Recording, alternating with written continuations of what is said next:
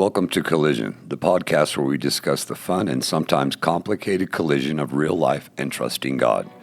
If you're curious or confused about how to engage the world we live in, we hope our conversation here helps. Now, let's get into this episode of Collision.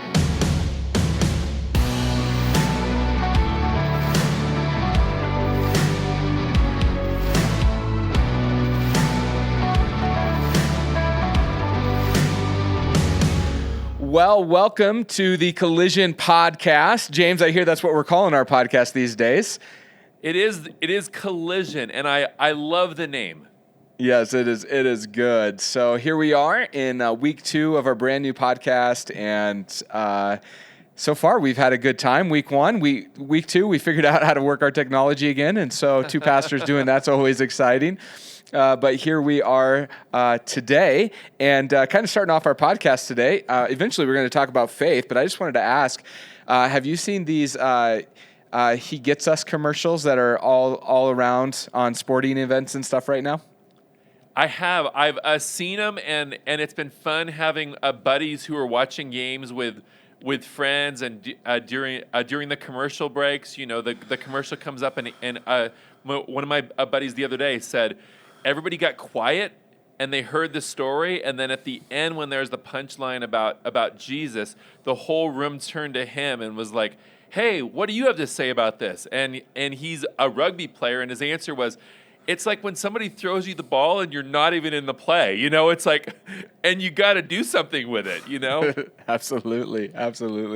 Yeah, I'm really digging them. I started watching them, I started noticing them several months ago, showing up on all the sports programming that I watch, and I'm excited because they're doing a huge Super Bowl campaign that is going to happen. So Jesus is going to be in the Super Bowl, which is kind of a pretty cool thing. And because of how popular they're becoming and just this cool stuff, even today in the creative meeting with our creative team, we decided that we're going to do a He Gets Us sermon series before Easter. And so we're in the midst of planning all of that. So I hope, these ads so far are really cool and are opening up, like your buddy experienced, a lot of conversation. Yeah, absolutely. Yeah. So today, for our topic of discussion, you and I were reading actually an article, and in it was really talking about kind of this idea of not one faith. And they quoted something from Barna that we thought was really kind of curious that we just wanted to explore today.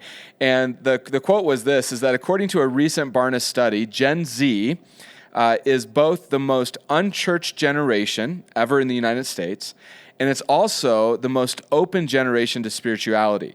That Gen Z believes that there's a supernatural or spiritual side to life, but doesn't believe that any one faith system actually works for them.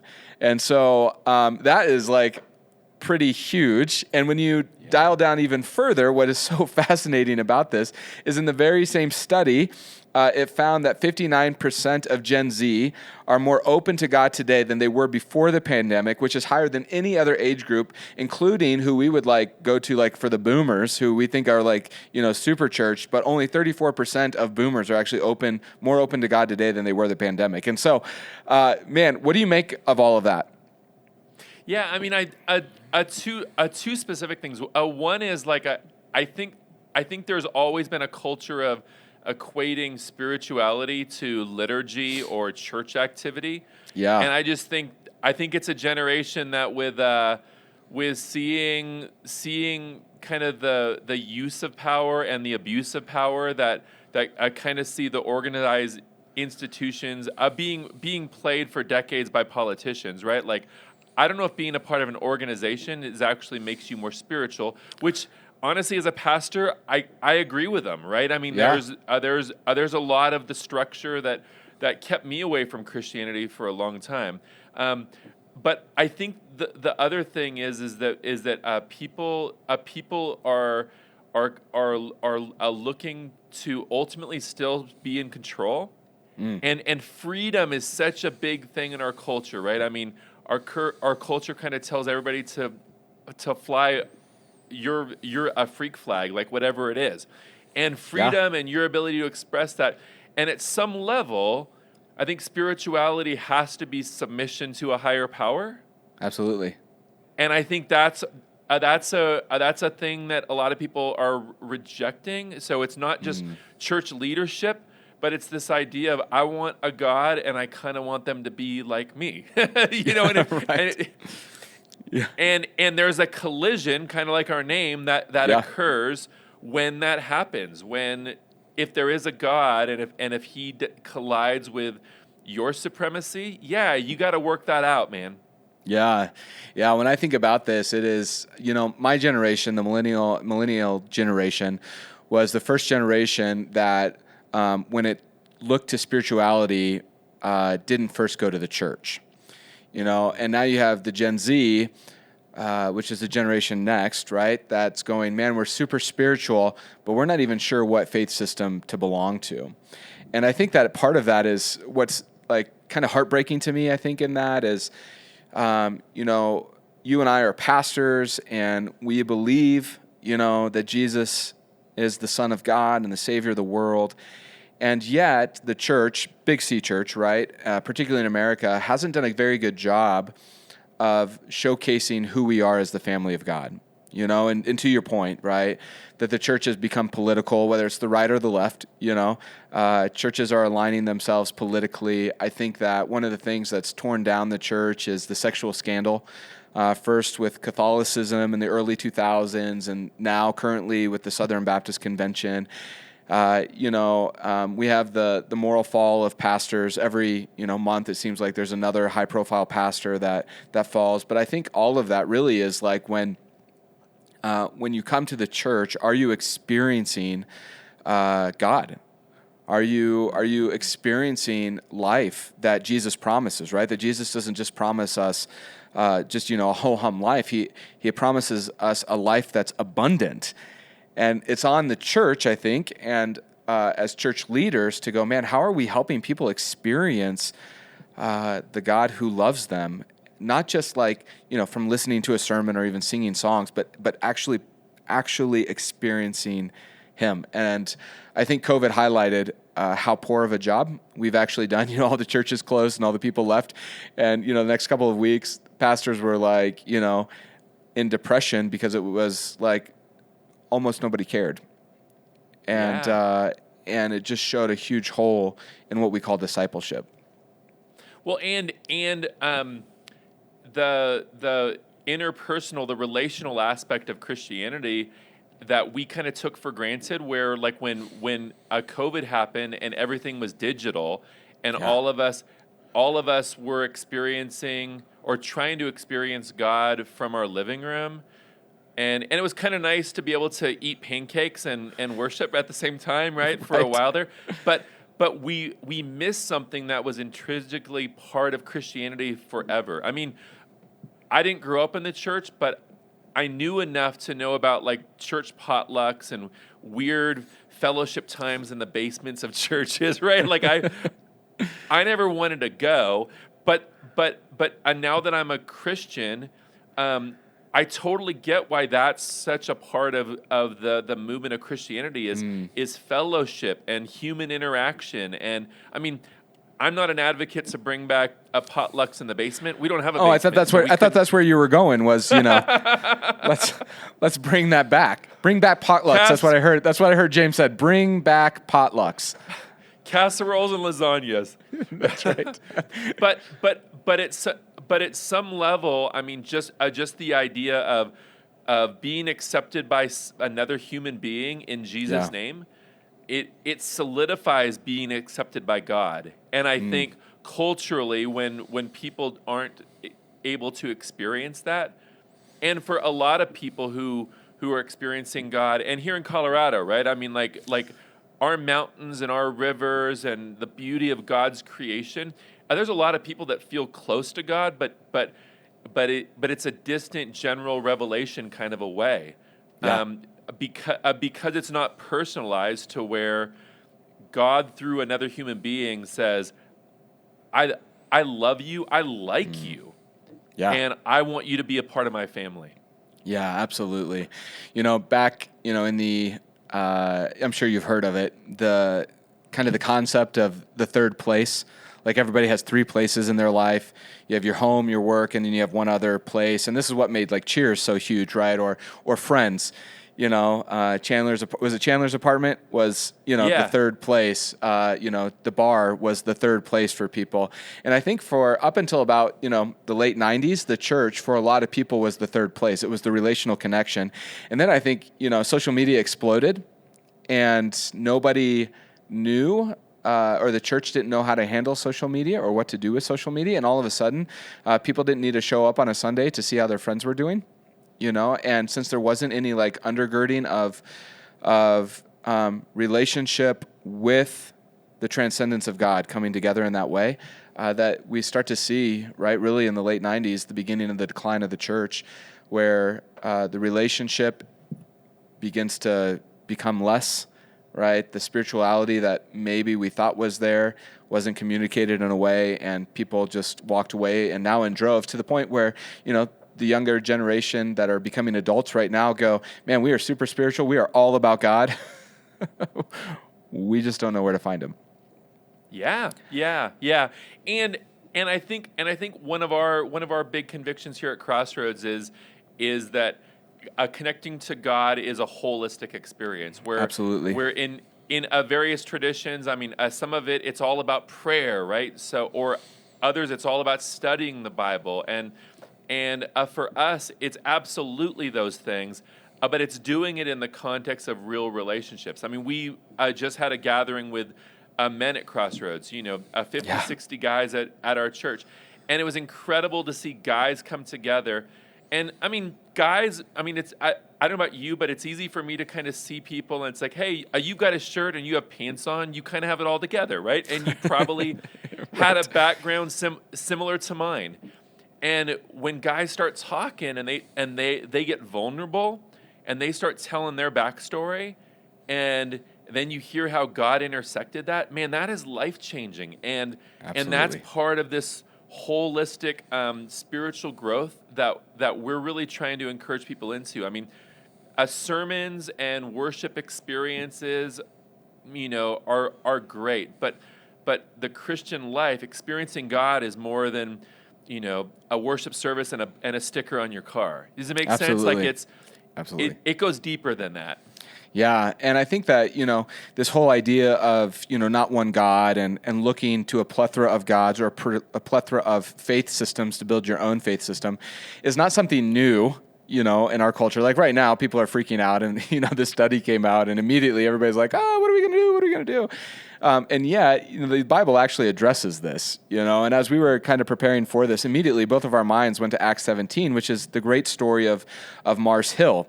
And in case you're listening to the podcast, not familiar with the story, Mars Hill was really about a hill in Athens, and it had something to do with Greek mythology where Ares, the god of war, actually killed Poseidon's son, and on Mars Hill is where he was tried for murder before the gods. That's what's going on. And so over time, that became a place during kind of Roman rule in the New Testament where people would gather to discuss philosophy and religion and have the discussions of the day.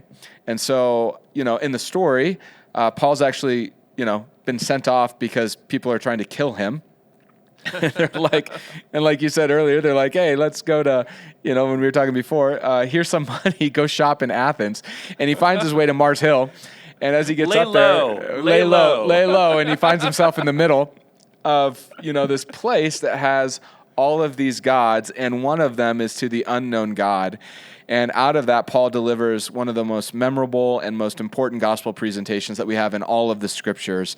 And he takes the spiritual curiosity of the Greeks, and he ties it as the starting point to who this unknown God is, ultimately the God of the Bible, and points them towards their need of a Savior in Jesus. And it's just a beautiful story in Acts chapter 17. Yeah.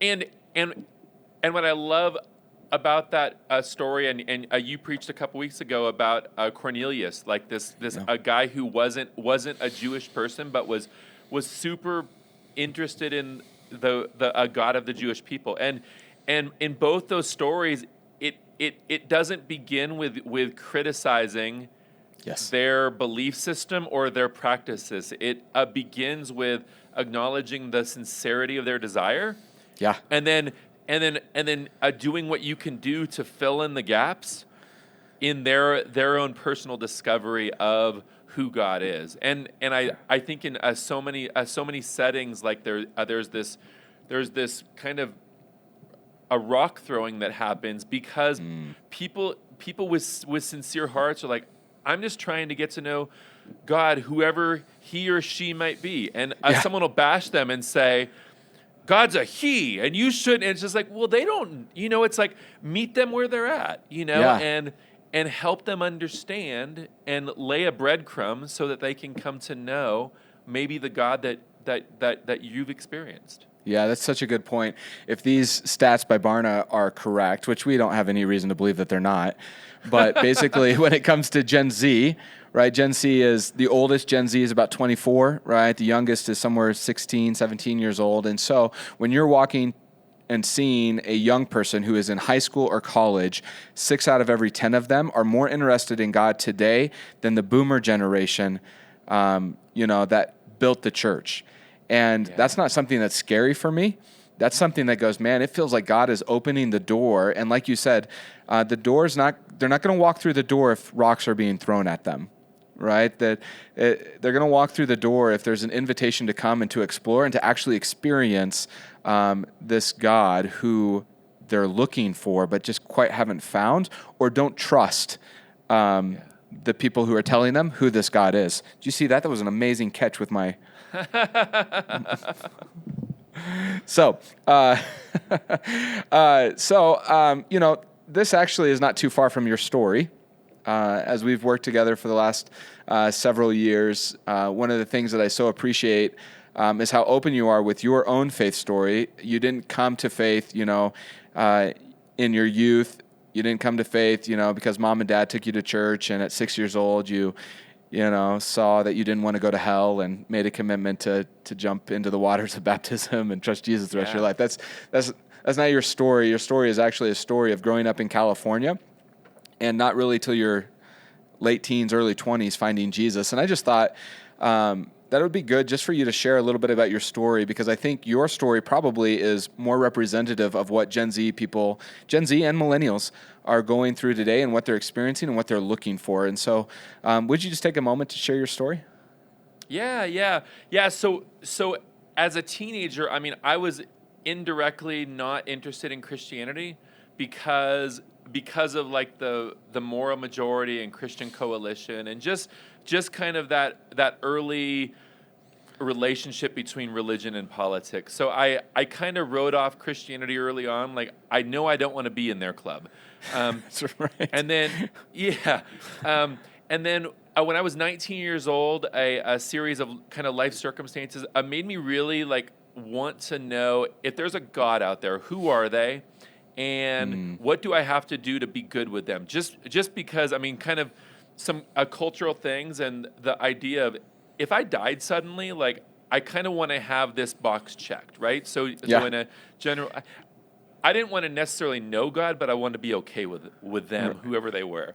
And this is early 90s, right? So we have the Gulf War that's going on. Exactly. And you're thinking, I'm 6'4", and if I end up in the military, like you're the easy target. Completely. I'm the first guy that loses his head. Yeah, absolutely, right? So it's like, I got to know where I'm going if this is my future. Totally. And that specific thing honestly drove me to ask these deeper questions. And in Santa Cruz, California, every religion has a fan club, right? So and all nice of my friends were I had friends who were very spiritual through sexual escapades. I had friends who were New Age, who were Buddhist, who were Hindu, Jehovah Witness. So it was interesting because I started talking to people, and then I got kind of frustrated because everybody was just sharing kind of their position, but I didn't have a framework or a matrix to even process it. So I thought about it, and just in my own logic or God's directing me, I built kind of a mental matrix of like, who is God? Who are we, humankind? what's the problem? Like is there a big problem that this religious system is trying to fix? What's the remedy? And then what's the solution? Like, what is heaven or the afterlife or living in the system? And it honestly, once I had that matrix, I was able to have great conversations with friends and kind of ask them pointed questions, and it exposed either the holes in their system, or it exposed for me, like, I understand what Hinduism believes God is. I just realized that culturally or just personally, I just don't believe in a God that is, is so many different personalities that all need to be appeased in their own unique way. It's like, man, that's really confused. And, so, I mean, but having that kind of structure really allowed me to kind of work through the pro and con of each. And as a guy in my 20s, I mean, my buddies who were kind of, doing weird sexual things, and it was spiritual. I mean, for a young 19-year-old dude, that's a pretty attractive offer, right? But something inside of me was like, I don't know if I'm going to sign up for that and check my box on eternity to these guys. Based on sexual escapades, yes. So, in the Bible, James, there's a party called, we don't know much about them, but they're called the circumcision party. So, maybe that's something to do with I don't think that's what they were doing. That's not where it was at. So, so you're going through this journey, you're checking out, all that Southern California has to offer in terms of faith, from Buddhism to Hindu to, New Age sexuality, and you land on Christianity. What was the reason for you landing there? Yeah, so the cool thing was, one of my coworkers invited me to his kid's Christmas musical, and his kids are really cool, so I came. And the crazy thing was, the senior pastor at the end stood up and said, hey, if you're a guest, here's a couple things about us. And the crazy thing, Matt, was he said, this is who we believe God is. This is who we think humans are. This is our problem as humanity. And this is how Jesus, and I was like, how did he get my notes? Right? Like, That's right. and he just hammered down all these things. And honestly, for me, it was a thing of like, that makes sense. It checks the boxes. The problem was, I didn't want to have to become like a khaki wearing, collared shirt Christian, because it's not my personality. So I had to die to some things in order to humble myself and receive what God had for me. Yeah. But did God have khaki pants in your future? Not at Crossroads. All right. But in that, for me, was a little bit of, I'm a pretty prideful guy, and I need to actually die to some things in order to receive some things from God. And I think a part of that was, I don't like organized Christianity or organized religion, but I think Jesus really is the answer. Yeah. So I had to come to terms with that and find my path. And sure enough, I hooked up with guys like me that like to mountain bike and were curious about how God could love guys like us, and is there a woman in the future for us to marry, and all these critical things. And we learned how to connect with a God that loved us where we were at. Yeah, no, that's so cool.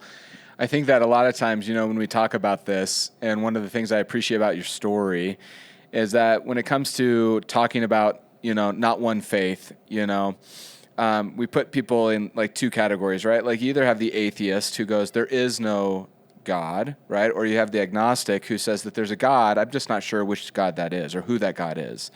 And I think that when we go down that road, the atheist is at least being honest. I don't believe that there's a God, The agnostic always, for me, just seems lazy, because you go, man, I think there's a God, I just don't know which God it is. And, I'm not willing to look. Yeah. Yeah. And so much of, who we are created to be and made to be is to search out the significance of our lives and the spiritual significance of our lives. This is why it's no, surprise to me that almost 60% of Gen Z are looking for God, right? It's who we are. And so to say that, that there's not one faith out there, there's a God, I just don't know where to go, just means that you probably aren't taking the time to actually look. And one of the things that I very much appreciate, and I know you do too, here at Crossroads, is our former senior pastor. His name is Kim Scadam. And we do a lot of funerals at Crossroads. It's one of the ways that we minister to our community, is to come alongside people who've lost loved ones. And in almost every message that he gives at a funeral, he says basically the same thing. He says that we all have the ability to create our own faith system, that none of us are outside of taking whatever we want to create our own faith system. And then he goes on, he says, so I'm not so concerned about what, right, your faith system is, but rather I'm concerned why you believe it. And the reality is the reason that he says that is because whatever your faith system is, you're pushing all your chips into the middle. And if you go, man, like Buddhism is the way, then you're pushing all your chips in the middle, that you're going to live a good life, and eventually that you're going to reincarnate as something better than yourself, or you're going to live a terrible life and you're going to come back as a toad, right? But either way, you're pushing your chips into that. When it comes to Christianity, right, we take Jesus' word seriously, that I am the truth, the way, and the life, and that no one comes to God, the Father, except through me. And so we go, man, we believe that, and we're pushing all of our chips in the middle, and I can tell you why I believe that. And so I think that part of this conversation in it is not just to examine for people who are listening to the podcast what it is they believe, because we all believe something, but why it is that we believe it. Yeah. And it's important for us as pastors at Crossroads, I think, for our people in our community to realize we want to hear your story. We want to be there in the collision of this desire to know God and this fear maybe of letting go of some stuff and missing out, and it's messy, but I think part of the fun for us is, man, the messy stuff is where God shows up. Absolutely. And it's a necessary piece for all of us. So I mean, us continually having these great talks about how to break the barriers down, so normal people who are sinful like you and I, just differently. We're all pretty creative in our sinfulness, right? But but where we can come together and we can talk about that place of collision and the God who meets us there with grace and love. Yeah. And I think, probably the only right way to maybe end this podcast is actually talk about why we believe that Jesus is who he says he is, And for me, when I look at it, I see, every other faith system in the world has prophets who say, I can point you to God. But Jesus comes and he says, I am God. Right? I just don't point you to God, but I am God, and you can see God and you can experience God through me, which means that Jesus either is like this total crazy loon, right, who is claiming to be God, or he's telling the truth. And that's kind of the pivot point of what this happens. So you play the story out where Jesus ends up on the cross, dies, resurrected 3 days later, 500 witnesses see him. We have stories after story where the movement that he begins doesn't die, but now here we are 2,000 years later, and the movement is alive today in this, that the witness in the story goes on, and that you and I could share personal testimony after personal testimony of how God has intervened in our lives and what we've done, and how we've seen him answer the questions and the problems of this world, and how he intersects in our lives in a way that we see him as true and real, to where we go, we're pushing it all in because we don't think you're crazy, right? Yeah. We think you are who you said you are. Yeah.